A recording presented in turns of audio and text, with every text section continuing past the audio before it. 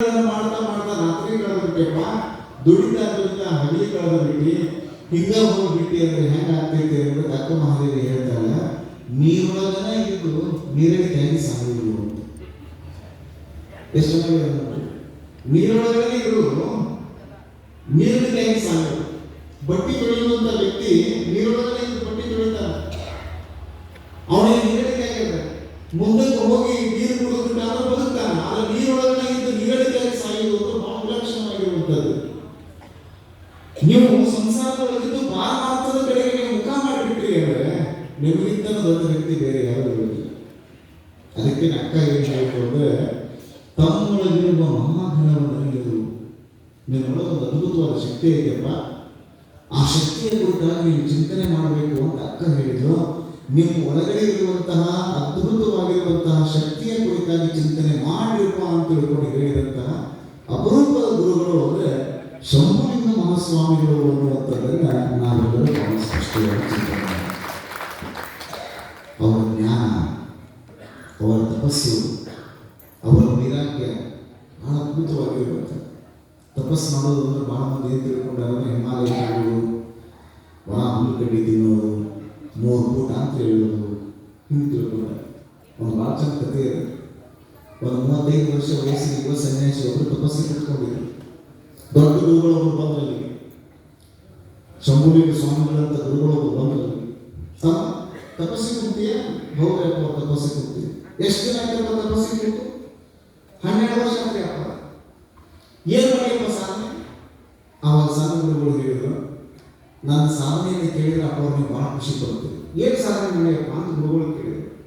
ಕಡ್ಡಿ ಬಿಟ್ಟಿದ್ದಿಲ್ಲ ಅಂದ್ರೆ ಬೆಂಕಿ ಹಸ್ತಿ ನೋಡಿ ಅರ್ಥ ನಮ್ಮ ಸಣ್ಣ ಸ್ವಾಮಿಗಳು ಏನಂದ್ರೆ, ಕಡ್ಡಿ ಬಿಟ್ಟಿದ್ದಿಲ್ಲ ಅಂದ್ರೆ ಬೆಂಕಿ ಹಸ್ತಾರೆ. ನೀವು ಅಂತ ಹೇಳ್ಬೇಕು, ನಮ್ಮೂರಾಗ ಭಾಳ ಮಂದಿ ಆದರೆ ಕಡ್ಡಿ ಬಿಟ್ಟಿದ್ದಿಲ್ಲ ಅಂದ್ರೆ ಬೆಂಕಿ ಹಚ್ಚೋರು ಎಷ್ಟು ಮಂದಿ ತೋರಿಸಲಿ ಎಲ್ಲ ಕಡೆ ಅವತ್ತೊಂದು ಹೋಗ್ಬಿಟ್ಟಾರ. ನೀವು ಯಾವಾಗ ಕಡ್ಡಿ ಬಿಟ್ಟಿದ್ದಿಲ್ಲ ಅಂದ್ರೆ ಬೆಂಕಿ ಹಸ್ತ ಅಂತ ತಿಳ್ಕೊಂಡು ಸಣ್ಣ ಗುರುಗಳು ಹೇಳಿದ್ರಲ್ಲ, ದೊಡ್ಡ ಗುರುಗಳು ನಗಾಕ್ ಶುರು ಮಾಡಿದ್ರು. ಯಾಕಪ್ಪ ಅಂತೀವಿ, ಸಣ್ಣ ಸಣ್ಣ ಅನಿಸುತ್ತೆ ಏನಪ್ಪ ಈ ಕಡ್ಡಿ ಬಿಟ್ಟಿದ್ದಿಲ್ಲ ಅಂದ್ರೆ ಬೆಂಕಿ ಹಸ್ತ ಅಂತ ಹೇಳ್ತಿಲ್ಲ, ಇದ್ರ ಸಲುವಾಗಿ ಎಷ್ಟು ದಿನ ತೆಗೆದೀನಿ? 12 ವರ್ಷದಿಂದ ನಿದ್ದಿಲ್ಲ, ನಿರಡಿಕಿಲ್ಲ, ಮಳೆ ಚಳಿ ಗಾಳಿ ಯಾವುದನ್ನು ಲೆಕ್ಕಿಸಲಾರ್ದಂಗೆ 12 ವರ್ಷ ತಪಸ್ ಮಾಡಿದ್ರಿ. ಕಡ್ಡಿ ಬಿಟ್ಟಿದ್ದಿಲ್ಲ ಅಂದ್ರೆ ಬೆಂಕಿ ಹಚ್ಚಾಕ ಗುರುಗಳು ನಗಾಕ್ ಚಲೋ ಮಾಡಿದ್ರು. ಯಾಕೆ ನಗಾಕತ್ತೀರ? ಸಣ್ಣ ಗುರುಗಳು ಕೇಳಿದಾಗ ದೊಡ್ಡ ಗುರುಗಳು ಹೇಳಿದ್ರು, ನಿನ್ನ ಜೀವನದ ಅತ್ಯಂತ ಅಮೂಲ್ಯವಾದ ಸಮಯದ ಕಿಮ್ಮತ್ತು ಎಷ್ಟಂದ್ರೆ ಕೇವಲ 1 ರೂಪಾಯಿ. ಕಿರಾಣಿ ಅಂಗಡಿಗಳು 1 ರೂಪಾಯಿ ಕೊಟ್ಟರೆ ಏನು ಕೊಡ್ತಾರೆ? ಕಡ್ಡಿ ಬಿಡಿ ಕೊಡ್ತಾರೆ. ಆ ಕಡ್ಡಿ ಬಿಡಿ ತಗೊಂಡು ಬೆಂಕಿ ಹಚ್ಬೋದು. ಒಮ್ಮೆ ಶಾಕ್ ಹೊಡೆದಂಗೆ ಆಯ್ತು ಸಣ್ಣ ಗುರುಗಳು. ಹಾಗಾದ್ರೆ ಸಾಧನೆ ಅಂದ್ರೆ ಯಾವುದು? ತಪಸ್ಸು ಅಂದ್ರೆ ಯಾವುದು? ದೊಡ್ಡ ಗುರುಗಳು ಪಾದಕ್ಕೆ ಬಿದ್ದಾಗ ದೊಡ್ಡ ಗುರುಗಳು ಹೇಳಿದ್ರು, ತಪಸ್ಸು ಮಾಡೋದು ಅಂದ್ರೆ ಕಡ್ಡಿ ಬಿಟ್ಟಿಲ್ಲ ಅಂದ್ರೆ ಬೆಂಕಿ ಹಚ್ಚಿದಲ್ಲಪ್ಪ, ಒಳಗ ಅಂತರಂಗದೊಳಗ ಕಾಮ, ಕ್ರೋಧ, ಲೋಭ, ಮೋಹ, ಮದ, ಮತ್ಸರ, ಅನನ್ಮಲ, ಮಾಯಾಮಲ, ಕಾರ್ಮಿಕಮಲ, ನಾನು, ನನ್ನದು, ನನ್ನಿಂದ, ನನಗಾಗಿ, ನನಗೋಸ್ಕರನೇ ಎಲ್ಲ ಇರಬೇಕು ಅನ್ನುವಂತಹ ಬೆಂಕಿಯನ್ನು ಹತ್ತಿರ್ತೈತಲ್ಲ, ಆ ಬೆಂಕಿಯನ್ನು ಆಸಾಕಿ ಯಾರು ಪ್ರಯತ್ನ ಮಾಡ್ತಾರಲ್ಲ ಅವ್ರು ನಿಜವಾಗಿರುವಂಥ ತಪಸ್ಸಿಗಳು ಅನ್ನೋ ಮಾತನ್ನ ಗುರುಗಳು ಹೇಳಿದ್ರು. ಇದು ತಪಸ್ಸು. ಒಬ್ಬ ಯೋಗಿಯನ್ನು ಸೂಕ್ಷ್ಮವಾಗಿ ನೋಡ್ಬೇಕು ನೀವು. ಆ ಯೋಗಿಯ ತಾಕತ್ತು ಯಾವಾಗ ನಿಮ್ಗೆ ಗೊತ್ತಾಗ್ತದೆ ಅಂದ್ರೆ, ಒಳಗಡೆ ಎಲ್ಲ ಅಂತರಂಗದೊಳಗೆ ಕುರುಕ್ಷೇತ್ರ ಇರುತ್ತಲ್ಲ, ಅದನ್ನೆಲ್ಲ ಶಾಂತ ಮಾಡಿರ್ತಾರೆ. ಅಲ್ಲಿ ಆಸೆ ಆಂಶಗಳಿಗೆ ಅವಕಾಶ ಇಲ್ಲ, ಹಮ್ಮು ಬಿಂಬುಗಳಿಗೆ ಇಂಗಿಲ್ಲ, ಅಹಂಕಾರಕ್ಕೆ ಕೊಂಬಿಲ್ಲ, ಯಾವುದೇ ರೀತಿಯಾಗಿರುವಂತಹ ಲಾಲಸೆ ಇಲ್ಲ. ಅಲ್ಲಿ ಇರುವುದು ಕೇವಲ ಶಾಂತಿ ಮಾತ್ರ, ಅಲ್ಲಿರುವುದು ಕೇವಲ ಆನಂದ ಮಾತ್ರ. ಅಕ್ಕ ಮಹಾದೇವಿಯನ್ನು ಕೇಳಿದ್ರು, ಒಂದು ದೊಡ್ಡ ಸಾಮ್ರಾಜ್ಯ, ಆ ಒಂದು ಪ್ರದೇಶದ ಪಾಳೆಗಾರ ಕೌಶಿಕ ಮಹಾರಾಜನ ಮದುವೆ ಆಗ್ಬೇಕಂತಾನೆ ಆಗ್ಬೇಕಾಗಿ ಅಕ್ಕ ಅನ್ನೋದು ನನಗೆ ಜರುರತ್ತಿಲ್ಲ. ಅದು ವೈರಾಗ್ಯ. ಅಕ್ಕನ ವೈರಾಗ್ಯ ಎಷ್ಟು ಗಟ್ಟಿಯಾಗಿ ಗೊತ್ತದ? ಮನೆ ಬಿಡುವಂಗೆ ಮಾಡು, ನಾ ಬೇಡಿಕೆ ಅಂದ್ರೆ ಮೀರಲಾರ್ದಂಗೆ ಮಾಡು, ಅವ್ರ ಮೇಲೆ ಕೈಕರ ಬಂದ ನೀಡಿದ್ರೆ ಕೆಳಗೆ ಬಿಡುವಂಗೆ ಮಾಡು. ಕೆಳಗೆ ಬಿದ್ದು ಹೋದ್ರೆ ನಾನು ತೆಗೆದುಕೊಳ್ಳುವುದಕ್ಕಿಂತ ಪೂರ್ವದಲ್ಲಿ ಹೊಸದಿರುವಂತ ನಾಯಿ ಬಂದನ್ನು ತೆಗೆದುಕೊಂಡು ಹೋಗುವಂಗೆ ಮಾಡಪ್ಪ ಚನ್ನಮಲ್ಲಿಕಾರ್ಜುನ ಅಂದ್ರಲ್ಲ. ಇದು ನಿಜವಾಗಿರುವಂತ ವೈರಾಗ್ಯ. ಎಂತ ವೈರಾಗ್ಯ? ಒಂದು ಗಟ್ಟಿಯಾಗಿರುವಂತ ವೈರಾಗ್ಯ. ಬೇಡುವುದನ್ನು ಸಾಮಾನ್ಯ ತಿಳ್ಕೋಬೇಡ್ರಿ. ತೃಣಾದಪಿ ಲಘು ಸ್ಥೂಲ ಸ್ಥೂಲ ಗಪೀಚ ಯಾಚಕ ವಾಯುನ ಕಿನ್ನನೀತೋತ್ಸವ ಮಾಮಯಂ ಪ್ರಾಪ್ತ ಏದಿತಿ ಅಂತ ಒಂದು ಮಾತು. ಬೇಡೋದು ಅಂದ್ರೆ ಅಷ್ಟು ಹಗರಂತ ತಿಳ್ಕೊಬೇಡ್ರಿ. ತೃಣಾದಪಿ ಲಘು ಸ್ಥೂಲ ಸ್ಥೂಲ ಬೀಜ ಯಾಚಕ. ಈ ಜಗತ್ತಿನೊಳಗೆ ಹಗರಾಗಿರುವಂಥದ್ದು ಯಾವುದಂದ್ರೆ ಒಣ ಹುಲ್ಲುಕಡ್ಡಿ. ಆ ಒಣ ಹುಲ್ಲುಕಡ್ಡಿಗಿಂತ ಹಗರ ಯಾರಂದ್ರೆ ಬೇಡ ಅಂತ ಯಾಚಕ, ಬೇಡ ಅಂತ ತಿಳ್ಕೊಳ್ಳೋ. ಮತ್ತು ನೀವು ಅನ್ಬೋದು ಅಜ್ಜಾರ ಒಣ ಹುಲ್ಲುಕಡ್ಡಿದ್ರೆ ಗಾಳಿ ಹಾರಿಸ್ಕೊಂಡು ಹೋಗ್ತೈತಿ, ಭಿಕ್ಷುಕರನ್ನು ಯಾರೋ ಹಾರಿಸ್ಕೊಂಡು ಹೋಗಂಗಿಲ್ಲಲ್ರಿ ಅಂತ ನೀವು ಪ್ರಶ್ನೆ ಕೇಳಿದ್ರೆ ಸಂಸ್ಕೃತ ಸುಭಾಷಿತಗಾರರು ಹೇಳ್ತಾರೆ, ಗಾಳಿ ಆ ಭಿಕ್ಷುಕನನ್ನ ಯಾಕೆ ಹಾರಿಸ್ಕೊಂಡು ಹೋಗಂಗಿಲ್ಲ ಅಂದ್ರೆ ನಾನು ಇವ ಏನಾರ ಕೇಳಿದ್ದಾನ ಅನ್ನೋ ಕಾರಣಕ್ಕಾಗಿ ನಾವು ಹೊಟ್ಟೆ ಬರಂಗಿಲ್ಲ ಅಂತ ಹಾರಿಸ್ಕೊಂಡು ಹೋಗಂಗಿಲ್ಲ ಅಂತ ಚೆನ್ನಾಗಿ ಮಾತಾಡೋದು.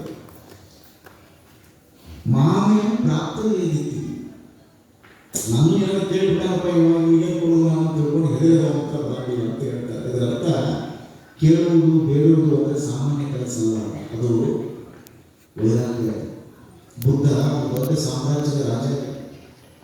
ನಮಗೆ ಬರೇ ಒಂದು ತನಕ ಹೋಗ್ಬೇಕು, ನಮಗೆ ಬರೇ ದಿನ 1,000 ರೂಪಾಯಿ ಭಾಳ ದೊಡ್ಡದು, 25,000 30,000 ಪೇಮೆಂಟ್ ಎಲ್ಲ.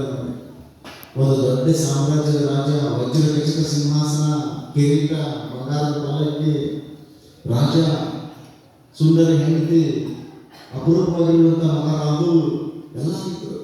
ರಾತ್ರೋರಾತ್ರಿ ಬೆಳಕಿತ್ತು. ಬುದ್ಧಂ ಶರಣಂ ಗಚ್ಚಾಮಿ, ಸಂಘಂ ಶರಣಂ ಗಚ್ಚಾಮಿ, ಹೋಗೇ ಬಿಟ್ಟ, ಹೊರ ಬಿಟ್ಟ. ವೈರಾಗ್ಯ ಸರಿ ನಿಮ್ಮಲ್ಲಿ ಗಟ್ಟಿಯಾಗಿ ಬಿಡ್ತಾರೆ, ಎಲ್ಲವೂ ಕೂಡ ನಿಮ್ಗೆ ಶೂನ್ಯ ಅನಿಸ್ತದೆ. ಯಾವ ರಾಜ್ಯದ ವಜ್ರ ಖಚಿತ ಸಿಂಹಾಸನದ ಮೇಲೆ ಕೂತ್ಕೊಂಡು ರಾಜ್ಯಭಾರ ಮಾಡಬೇಕಾಗಿತ್ತಲ್ಲ, ಅದೇ ರಾಜ್ಯದಲ್ಲಿ ಒಂದು ಭಿಕ್ಷಾ ಪಾತ್ರ ಇಟ್ಕೊಂಡು ಭಿಕ್ಷಾ ಬೇಡುವ ಒಂದು ಸಾಮರ್ಥ್ಯ ತಿಳ್ಕೊಂಡ್ರೆ ಇಷ್ಟ ವಿಚಾರ ಮಾಡ್ತೀವಿ.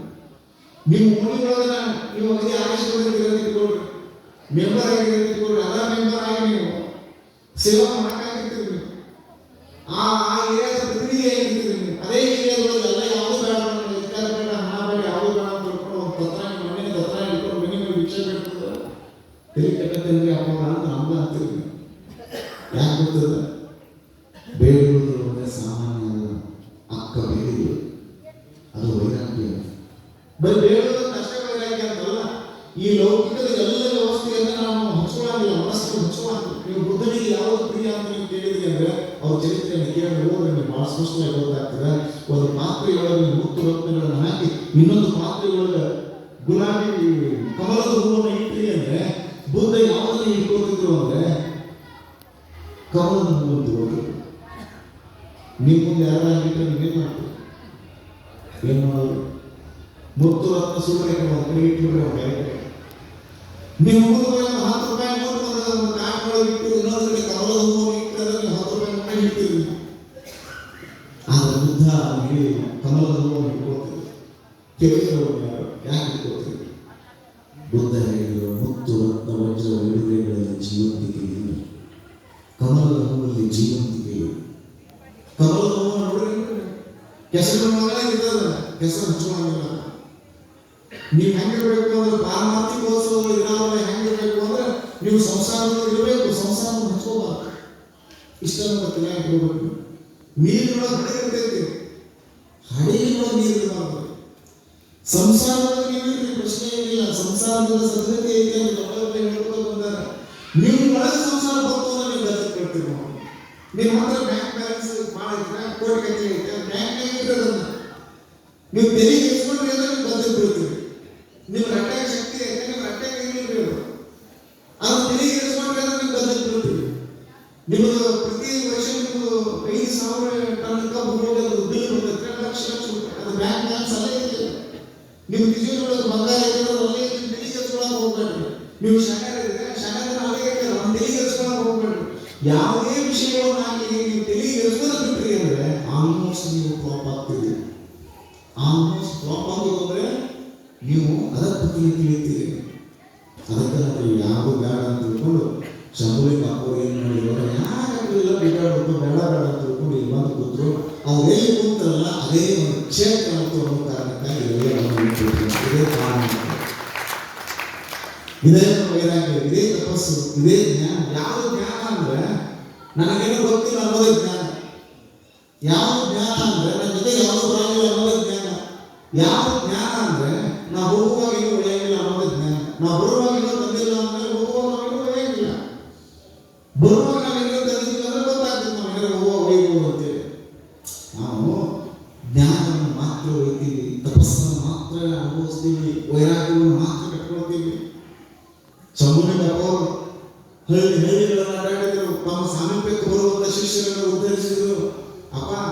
ನೀವು ಪಾರಮಾರ್ಥ ಪ್ರಪಂಚವನ್ನು ಅರ್ಥ ಮಾಡ್ಕೊಳ್ರಿ ಅಂತ ಹೇಳಿದ್ರು. ಸಣ್ಣ ಮಕ್ಕಳಿಗೆ ಹೇಳಿದಂಗೆಲ್ಲ ಚಿಂತನೆಗಳನ್ನು ಹಂಚಿಕೊಂಡ್ರು, ಎಲ್ಲ ಕಡೆಗೂ ಅಡ್ಡಾಡಿದ್ರು, ತಮ್ಮಲ್ಲಿರುವಂತ ಜ್ಞಾನವನ್ನು ನೀಡಿದ್ರು, ವೈರಾಗ್ಯವನ್ನು ನೀಡಿದ್ರು, ತಪಸ್ಸನ್ನು ನೀಡಿದ್ರು. ಇದನ್ನ ಯಾಕೆ ನೀಡಿದ್ರು ಅಂದ್ರೆ ದೀಪದ ಕೆಲಸ ಏನು ಅಂದ್ರೆ ಬೆಳಗು. ಅವರು ಒಂದು ದೀಪ ಆಗಿದ್ರಲ್ಲ, ಅದಕ್ಕೆ ಅವರೆಲ್ಲರನ್ನ ಬೆಳಗ್ತಾ ತಮ್ಮನ್ನು ತಾವು ಬೆಳಗಿಸಿಕೊಂಡ್ರು. ಆಮೇಲೆ ಎಲ್ಲರನ್ನ ಬೆಳೆದಿದ್ರು. ಇಷ್ಟ ನಾವು ತಿಳ್ಕೊಂಡ್ರು. ಇದೇ ವೈರಾಗ್ಯ, ಇದೇ ತಪಸ್ಸು, ಇದೇ ಜ್ಞಾನ. ಅಕ್ಕನವರು ಕೂಡ ಇದನ್ನೇ ಹೇಳಿದ್ರು. ಒಳಗೆ ಗಟ್ಟಿಯಾಗಲಿ. ಒಂದು ಸಾರಿ ಏನಾದರೂ ನಿಮ್ಮಲ್ಲಿ ವೈರಾಗ್ಯ ಅನ್ನುವಂಥದ್ದು ಗಟ್ಟಿ ಆಯ್ತು ಅಂದ್ರೆ, ತಪಸ್ಸು ಅನ್ನುವಂಥದ್ದು ಗಟ್ಟಿ ಆಯ್ತು ಅಂದ್ರೆ, ಜ್ಞಾನ ಅನ್ನುವಂಥದ್ದು ಗಟ್ಟಿ ಆಯ್ತು ಅಂದ್ರೆ ಅವಾಗ ನೀವು ಮಾತಾಡೋದಿಲ್ಲ. ಅಕ್ಕಮರಿ ಟೀಕರನ್ನೇ, ಇದೈಕ್ಯವೆನ್ನೇ, ಸಂಘವೆನ್ನೇ, ಸಮರಸವೆನ್ನೇ, ಆಯಿತೆನ್ನೇ, ಆಗವೆನ್ನೇ, ನಿಮ್ಮ ಸೇರಿದ ಬಳಿಕ ಏನೂ ಎನ್ನೇ, ನಿಮ್ಮನ್ನು ಕೂಡಿ ಬಿಟ್ಟು ನಾನು ಮಾತಾಡಕ್ಕೆ ಬರಂಗಿಲ್ಲ, ಮೌನ ಬಿಡ್ತೀನಿ. ನೀವು ಸೂಕ್ಷ್ಮವಾಗಿ ನೋಡ್ರಿ, ಮಹಾತ್ಮರ ಲಕ್ಷಣಗಳನ್ನು ನೋಡ್ರಿ, ಮೌನ ಇರ್ತಾರೆ, ಸಮಾಧಿ ಸ್ಥಿತಿ ಇರ್ತಾರೆ, ಜೀವಂತ ಸಮಾಧಿ ಆಗಿದೆ ಅಂತ ಹೇಳ್ತೀವಿ. ಚರಿತ್ರೆಗಳು ವಚನಗಳು ಅಪೋ ಜೀವಂತ ಸಮಾಧಿಗೆ ಇರೋದು ಅಂದ್ರೆ ನಿರ್ವಿಕಲ್ಪ ಸಮಾಧಿಗೆ ಇರೋದು ಅಂತ ನಾವು ಭಾರತೀಯ ಒಂದು ದಿವ್ಯ ಪರಂಪರೆ ಹೇಳ್ತದೆ. ಹೀಗಾಗಿ ನಾವು ಆಧ್ಯಾತ್ಮದ ಕಡೆಗೆ ಮುಖ ಮಾಡಬೇಕು. ಈ ಮನಗಳು 3 ಥರದ ಮನ ಇರ್ತಾವ. ಒಂದು ರಚನೆಗಳು ಮನ, ಒಂದು ಮನೆಯೊಳಗಿನ ಮನ, ಒಂದು ಜೇನು ಮನ. ನಮ್ಮ ಮನುಷ್ಯಗಳು ರಚನೆಗಳು ಮನದಾಗ ಇರ್ತಾರೆ ಒಂದಿಷ್ಟು ಮಂದಿ. ಅವ್ರು ನೋಡ್ರಿ, ರಾತ್ರಿ 11:30 ನೀವೆಲ್ಲ ಚಿಂತನೆ ಮಾಡಕ್ಕೆ ನೀವು ಕೂಡ್ತೀರಿ. ಒಂದಿಷ್ಟು ಮಂದಿ ಮನ್ಯಾಗೂ ಇಲ್ಲ, ಮನದಾಗೂ ಇಲ್ಲ, ಮನ್ಯಾಗೂ ಇಲ್ಲ, ಮನದಾಗೂ ಇಲ್ಲ, ಹೊರಗಾಗೋ ರಚನೆಗಳು ಮಾಡಿ ಅವು ಎಲ್ಕೂ ಬರಂಗಿಲ್ಲ. ಹೆಸರಿನಾಗ ಇರೋ ರಚನೆಗ ಇರೋ ಗದ್ದಲಾಗ ಇರ್ತಾವೆ, ಅಲೆ ಓಡಾಡ್ತಿರ್ತಾವೆ, ಸಂಜೆ ಓಡಾಡ್ತಾವೆ. ಇನ್ನೂ ಒಂದಿಷ್ಟು ಮನ ಅದಾವ್ರಿ, ಅವು ಮನ್ಯಾಗಿನ ಮನ ಅದಾವ, ಮನೆಗೆ ಹೊರಗೆ ಬರಂಗಿಲ್ಲ. ಮನ್ಯಾಗಿನ ಮನ ನೋಡ್ರಿ, ತಿನಿಸುಗಳ ಮೇಲೆ ಮಾತ್ರ ಕೂತ್ಕೊಳ್ತದೆ, ಬೇರೆ ಎಲ್ಲಿ ಕೂತ್ಕೊಳ್ಳೋದಿಲ್ಲ. ಹಾಗೆ ನೀವು ಮನ್ಯಾಗ ಊಟ ಮಾಡ್ಕೊಂಡು ರಾತ್ರಿ ಟಿವಿ ನೋಡ್ಕೊಂಡು ಕೂತ್ಕೊಂಡ್ರೆ ಮನ್ಯಾಗಿನ ಮನ. ಇನ್ನೊಂದು ಮನ ಯಾವುದಂದ್ರೆ ಜೇನು ಮನ. ಅಪ್ಪೋರು 4 ಮಾತುಗಳನ್ನು ಹೇಳ್ತಾರೆ. ರಾತ್ರಿ ಇಡೀ ಚಿಂತನೆ ನಡೀತದೆ ಅಂತ ತಿಳ್ಕೊಂಡು ಎಲ್ಲರಿಗೆ ಬಂದು ಕೂತ್ಕೊಂಡಿರಲ್ಲ. ನೀವೆಲ್ಲರೂ ಜೇನು ಮನ ಅನ್ನುವಂಥ ಜೇನು ಇಷ್ಟು ಹಾಕೋದು ಹೋಗ್ತಾರೆ ನಾವು ಅಂದ್ರೆ ನೀವು ಲಕ್ಷ ಹಾಕಿರ್ಬೋದು. ಎಲ್ಲಾಂದ್ರೆ ನೀವು ಭಾಳ ಗಂಭೀರವಾಗಿ ಅಪ್ಪ ಏನೋ ಹೇಳಕ್ಕೆ ಹವಾ ಹಾಕೋದು ಅಂತಲ್ಲ. 11 ಯಾರು ಚಿಂತನೆ ಮಾಡ್ತಾರೆ? ನಾನು ನಿಮ್ಮ ಪ್ರಶ್ನೆ ಕೇಳ್ತೀನಿ, ಯಾರು ಚಿಂತನೆ ಮಾಡ್ತಾರೆ ಹೇಳಿ? ಭಗವತ್ ಚಿಂತನೆ ಮಾಡೋದೇ ಜ್ಞಾನ ವಿದ್ವಾಂಸಗಳು, ಅವ್ರು ಮಾತ್ರ ಚಿಂತನೆ ಮಾಡೋದು, ಅವ್ರಿಗೆ ಮಾತ್ರ ಸಾಧ್ಯತೆ ಇದೆ. ಅದನ್ನೆಲ್ಲ ನೀವು ಮಾಡಾಕತ್ತೀರಿ. ಅಕ್ಕನ ವಚನಗಳು ಭಾಳ ಚೆನ್ನಾಗಿದೆ, ಸುಮಾರು 400 ವಚನಗಳು. ಬಹಳ ಕಡೆಗೆ ವೈರಾಗ್ಯದ ಕುರಿತಾಗಿ, ತಪಸ್ಸಿನ ಕುರಿತಾಗಿ, ಸಮಾಧಾನವಾಗಿರೋ ಮಾತುಗಳನ್ನ ಅಕ್ಕಮಾದೇವಿ ಯಾವ ವಿಚಾರ ಮಾಡಕ್ಕೆ ಹೋಗ್ಬೇಡ. ಬೆಟ್ಟದ ಮೇಲೆ ಮನೆ ಮಾಡ್ಬೇಕಂತಿ, ಅಲ್ಲಿ ಮೃಗಗಳಿದ್ರೆ ಹೆಂಗೆ? ಸಂತೆಯೊಳಗೆ ಮನೆ ಮಾಡ್ಬೇಕಂತಿ, ಅಲ್ಲಿ ಶಾಂತಿದ್ರೆ ಹೆಂಗೆ? ಸಮುದ್ರ ದಂಡೆಗೆ ಮನೆ ಮಾಡ್ಬೇಕಂತಿ, ಅಲ್ಲೆಲ್ಲ ನೆರೆಚರೆಗಳೆಲ್ಲ ಬರ್ತದೆ, ಅದಕ್ಕೆ ಎಂಜಾಯ್ ಹೆಂಗಪ್ಪ? ಅದು ಲೋಕ ಐತೆ ಅಂದಮೇಲೆ 4 ಮಂದಿ ಜೈ ಜೈ ಜೈ ಅನ್ನೋರು ಇರ್ತಾರೆ, ಧಿಕ್ಕಾರ ಅನ್ನೋರು ಇರ್ತಾರೆ, ನಮಸ್ಕಾರ ಅನ್ನೋರು ಇರ್ತಾರೆ, ಧಿಕ್ಕಾರ ಅನ್ನೋರು ಇರ್ತಾರೆ, ಶಾಪ್ ಹಚ್ಚೋರು ಇರ್ತಾರೆ. ಇದೇನು ಬೇಡ ಬೇಡ್ಬಿಡ್ರಿ ಅಂತೇಳಿ ಅವಮಾನ ಮಾಡೋರು, ಸನ್ಮಾನ ಮಾಡೋರು ಅದಾರ, ಅವಮಾನ ಮಾಡೋರು ಅದಾರ. ಇದು ಯಾವ ಸನ್ಮಾನ ಮಾಡೋರು ಒಂದರ ಮೇಲೆ ಇರಬೇಕು, ಅವಮಾನ ಮಾಡೋರು ಒಂದರ ಮೇಲೆ ಇರಬೇಕು. ಅದ್ರ ಶ್ರೀಗಳ ಹತ್ರ ಬಂದು ಶಿಕ್ಷೆ ಯಾಕೆ ತಮ್ಮ ಯಾರು ಬಂಗಾರ ನಾಣ್ಯ ಮಠದ ವಸ್ತುವಿಗೆ ಇಟ್ಟಿದ್ದಾರೆ ಅಪ್ಪ ನಾವು ಭಾಳ ಚಲೋ ಕೊಡಪ್ಪ ಅಂತ ಸ್ವಲ್ಪ ಜನ ಅಂತ ಮಾತಾಡ ಹೋಗ್ಬೇಕು. ಅಪ್ಪ ಯಾಕೆ ಕೊಡ್ತಮ್ಮ ಆ ಬಂಗಾರ ನಾಣ್ಯ ಯಾರು ಇಟ್ಟಿದ್ದಾರೆ ಯಾವ ಭಾಳ ಚಲೋ ಕೊಡಲ್ಲ. ಇದು ಪ್ರಸಿದ್ಧತೆ.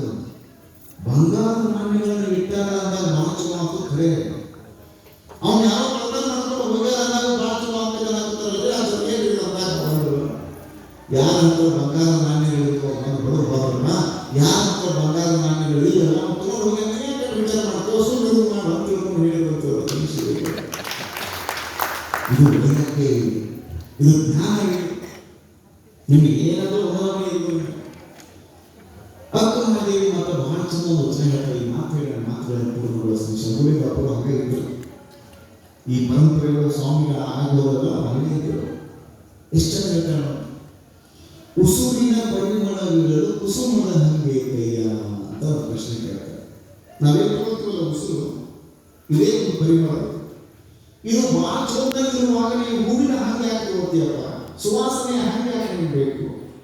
ಕ್ಷಮೆ, ದಮೆ, ಶಾಂತಿ, ಸೈನ್ಯ ಇರುವ ಸಮಾಧಿಯ ಹಂಗೆ ಲೋಕವೇ ತಾನಾದ ಬಳಿಕ ಏಕಾಂತದ ಹಂಗೆ ಕೈಯ ಅಂತ ಪ್ರಶ್ನೆ ಕೇಳ್ತಾರೆ. ಲೋಕನ ಯಾಕೆ